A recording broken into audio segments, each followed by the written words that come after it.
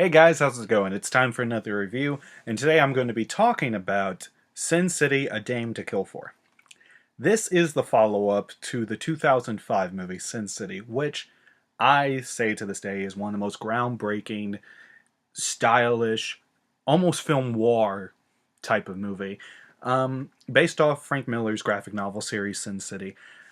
Now, unlike the first Sin City, the sequel got mostly mixed reviews. Some people really liked it, some people hate it, some were just sort of indifferent to it. My thoughts on this movie is that I really enjoyed it. I liked it. I thought it was great. Now, though not as spectacular as the first movie, but still very good, a decent follow-up. Some of the stories I really did enjoy. One of the stories I loved in this was Joseph Gordon-Levitt's story, which I believe is based off the story One Long Bad Night, I think. I believe that's what the story's called. And one of the questions is this a prequel or a sequel? Kind of both. There's some stories here that kind of take place before the events of Sin City, like Dwight's character, and I'm trying to think. There was a couple of... Well, I think Dwight's is the only one that's kind of sort of related to a prequel, along with a follow-up to Bruce Willis's story, Hardigan and all that, is a follow-up to the events, what happened in the last Sin City movie. And this movie had a 7-year gap. Yeah, it had this really big gap because the first one was 2005. This one didn't come out till, recently. And that was for different reasons. Brittany Murphy and Michael Clark Duncan's death and some recasting here and there. So, yeah. But all in all, I really did think this was a very solid sequel. Like I said, I don't think anything will live up to what the first one accomplished. But I always love the style of black and white with little bits of color here and there. That is just very cool. I'm still wondering how they did it.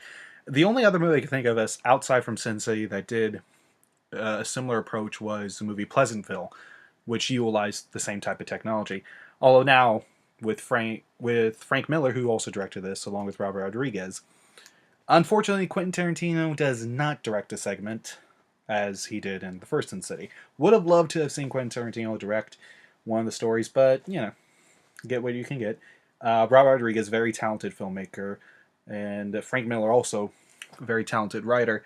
The only other movie that I could think of that I really enjoyed, outside from this and Sin City, was the movie The Spirit.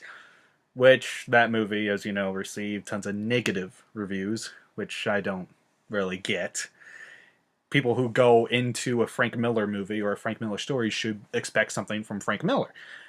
I'm not here defending the guy, because some of his stories, yes, they're, some of them are kind of lame.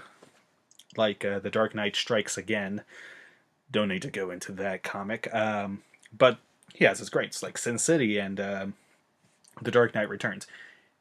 But, it's all opinionated. I am on the positive side of this movie. I really enjoyed it. I think out of all the stories that stood out the most, like I said before, my favorite is Joseph Gordon-Levitt's story, the Gambler storyline.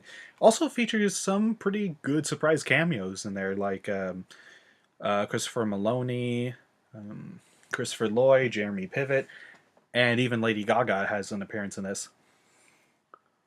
So, all in all, I would say give this movie a chance. Don't go in there expecting something to match up to the first movie. Just go in with an open mind, and hopefully you'll enjoy it. Like I did. So that's my review for Sin City: A Dame to Kill For. Definitely worth a pickup.